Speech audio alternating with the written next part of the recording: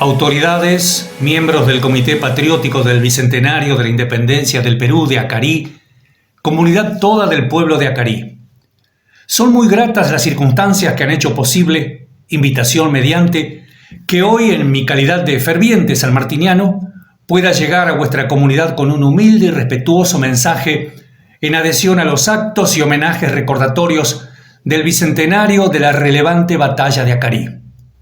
Para ser precisos, estamos hablando de un histórico enfrentamiento armado que fue protagonizado en vuestro territorio el 16 de octubre de 1820 por oficiales y soldados del ejército del general San Martín en el marco de sus operaciones militares iniciadas por aquellos días en suelo peruano.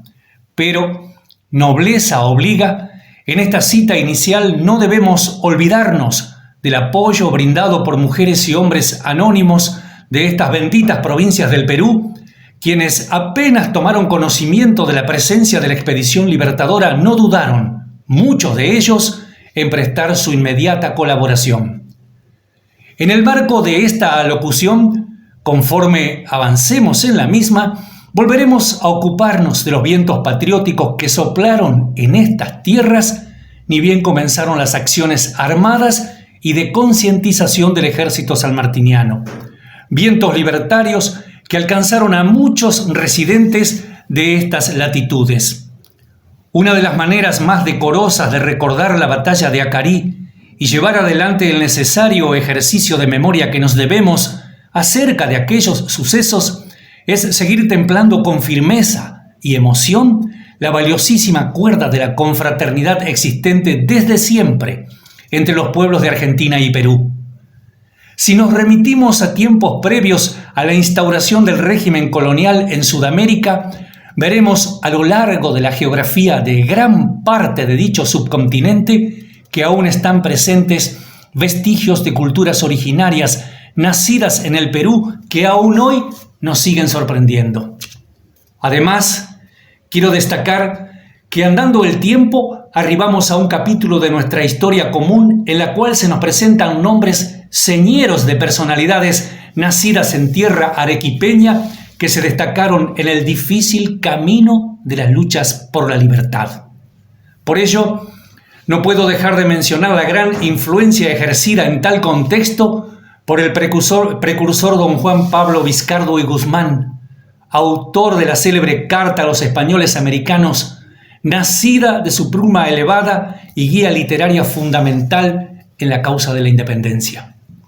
Además, los argentinos que amamos la historia, no olvidamos que fue otro arequipeño, el coronel don Ignacio Álvarez Thomas, quien como director supremo de las Provincias Unidas del Sud y del Plata, convocó a la Magna Asamblea que proclamó y juró el 9 de julio de 1816 la independencia argentina en la ciudad de Tucumán.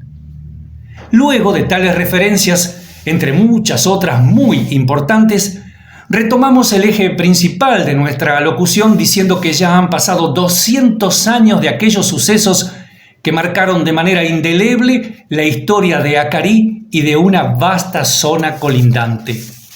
Por lo tanto, deseo hacer hincapié en responder a las que podrían ser preguntas tal vez hipotéticas de alguien interesado en conocer más sobre el tema. Preguntas tales como ¿quién fue San Martín? ¿Por qué vino al Perú? Para dar satisfacción al primero de los interrogantes, diremos que en el mes de febrero del año 1778, en un pequeño pueblo del noroeste de la Argentina llamado Yapeyú, cuyas raíces y tradiciones se deben a los padres de la Compañía de Jesús, vino al mundo el menor de los hijos del matrimonio San Martín Matorras, a quien bautizaron como José Francisco.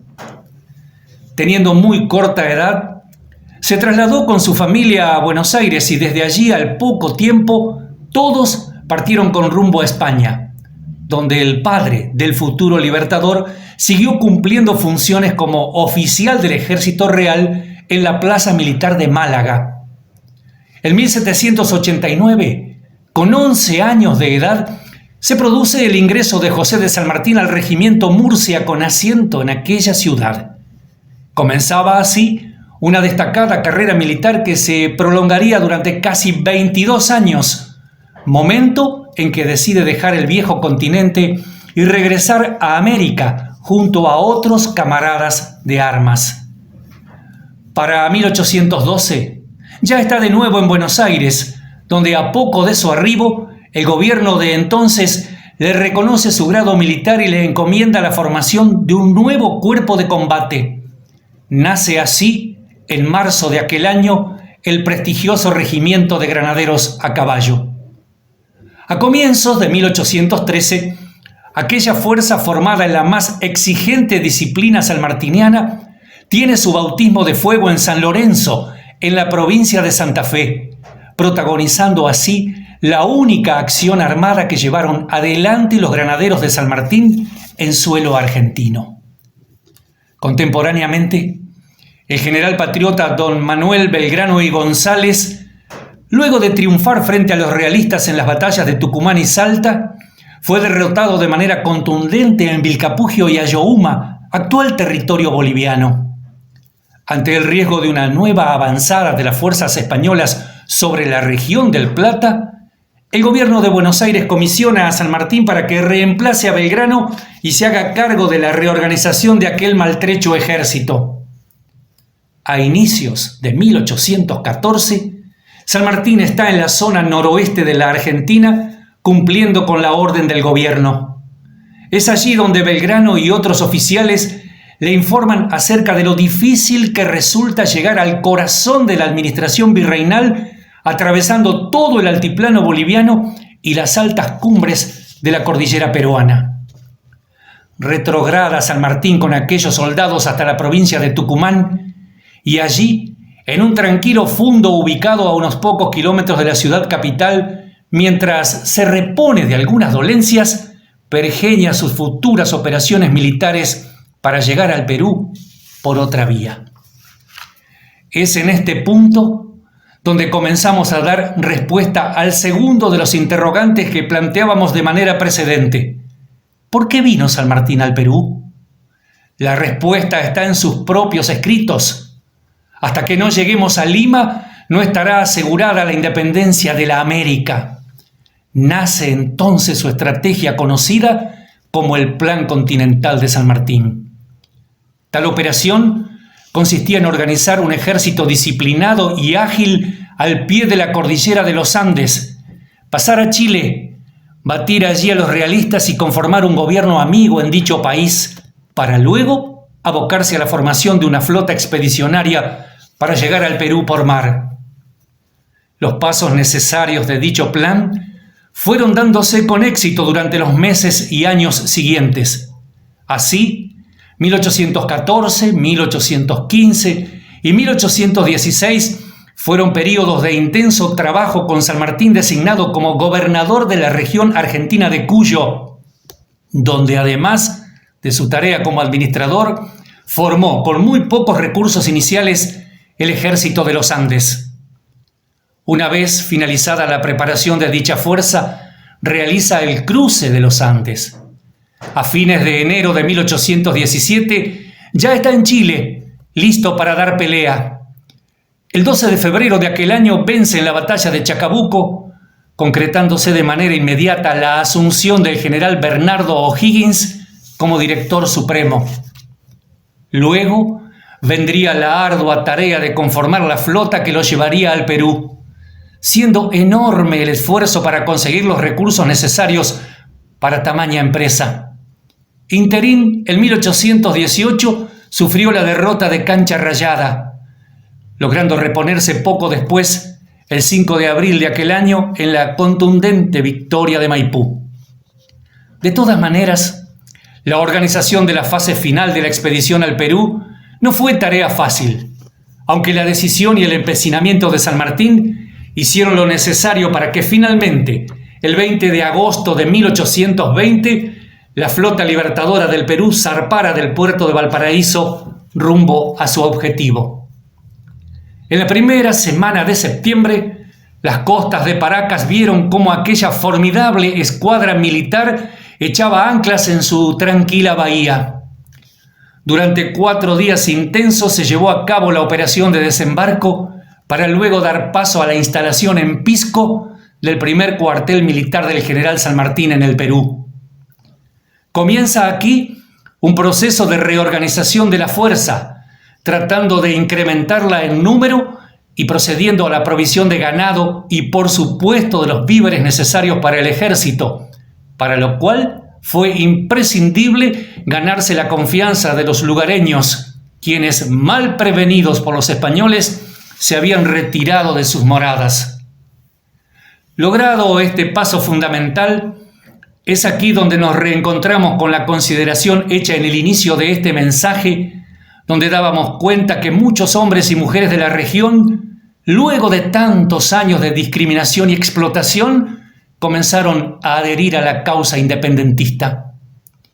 Esto determinó que las operaciones militares comenzaran de manera inmediata, sobre todo apuntando a neutralizar a la fuerza realista del coronel Manuel Quimper, que operaba en una amplia zona cercana a Pisco y que, a pesar de haberse retirado ante la llegada de los patriotas, era considerada como una amenaza.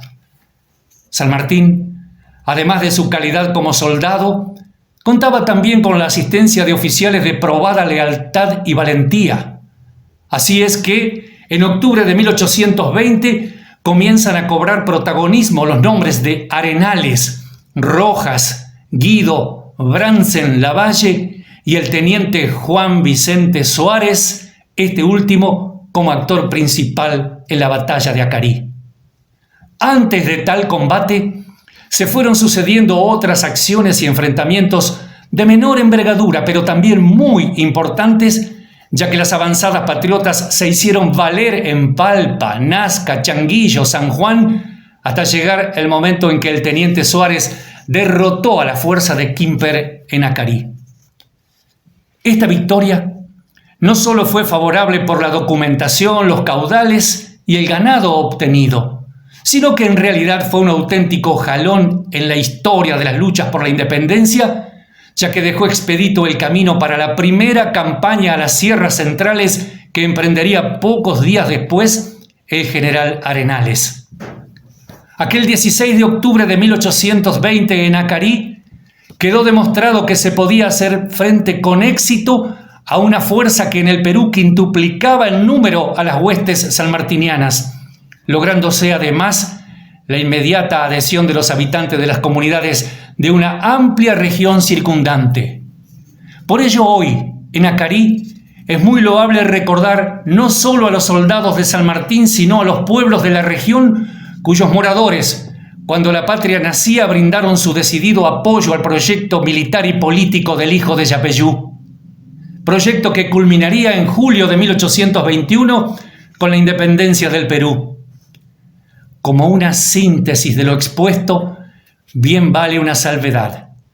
Y es que en nuestro mensaje podríamos haber profundizado en detalles puntuales acerca de la batalla de Acarí, pero hemos querido ser respetuosos de tantos eminentes historiadores que se han ocupado del tema.